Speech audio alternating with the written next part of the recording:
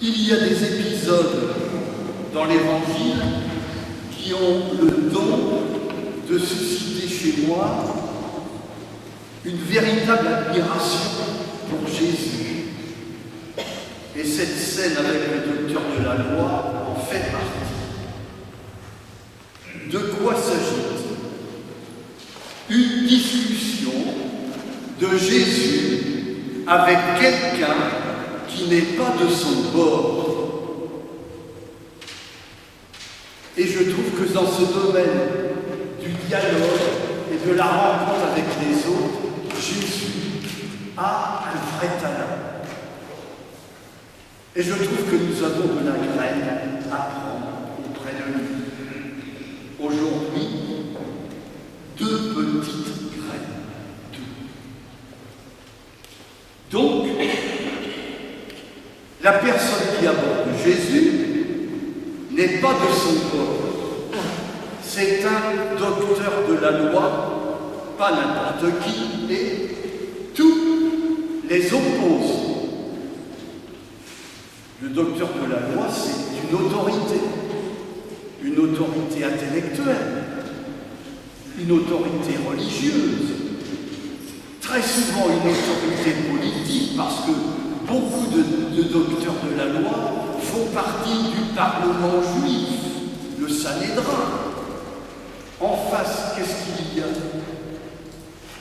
Jésus. Et qui est Jésus? C'est un simple fidèle. Il n'a pas de fonction particulière dans sa religion. C'est un fidèle. Point. En plus, il n'a pas fait d'études. C'est un travailleur manuel qui sort de sa brousse de province en Galilée. Et voilà, ces deux personnes face à face. Dans le rôle du professeur, le docteur de la loi, et dans le rôle du petit élève, Jésus.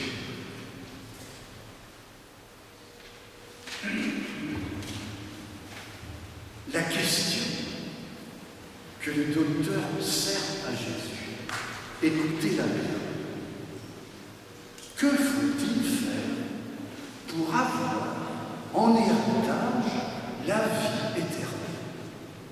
Je suis sûr qu'en entendant une question pareille, cette question a dû faire bondir Jésus intérieurement. Vous avez entendu? Je ne sais pas si ce docteur était riche, mais il ne parle que d'avoir et de possession, même dans la religion. Que faut-il pour avoir en héritage la vie éternelle? Et pour Jésus, il est aux antipodes de cette manière de voir. Pour lui, la religion, pour lui, c'est une question de confiance et de gratuité. C'est là que j'admire Jésus. Parce que fait-il? Plutôt que de se rebiffer, il va se montrer bienveillant, il va quitter son terrain pour aller sur le terrain de l'autre, en lui disant: tu connais la loi, mais toi, comment la vois-tu? Comment la vois-tu? Comment lis-tu? Quels sont tes repères dans la vie? Il se déplace. Et la surprise, puisque le docteur de la loi se révèle être sur la même longueur d'onde que Jésus. Comment vois-tu les choses? Tu aimeras. Tu aimeras. Tu aimeras ton Dieu et ton prochain. Vous savez, dans notre monde aujourd'hui, circulent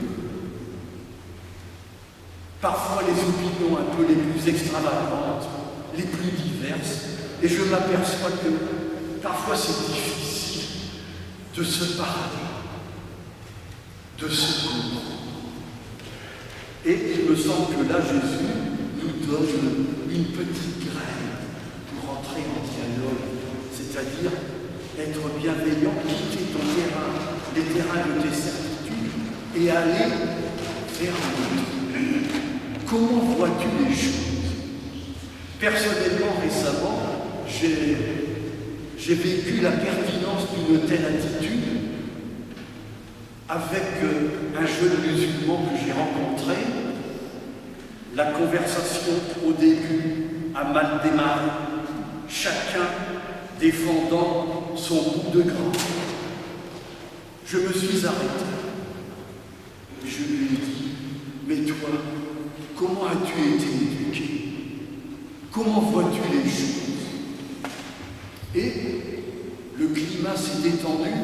À la fin, j'ai été heureux de cette rencontre. Une première graine du dialogue entre nous avec les hommes. C'est vrai, la bienveillance est allée sur le terrain de l'autre.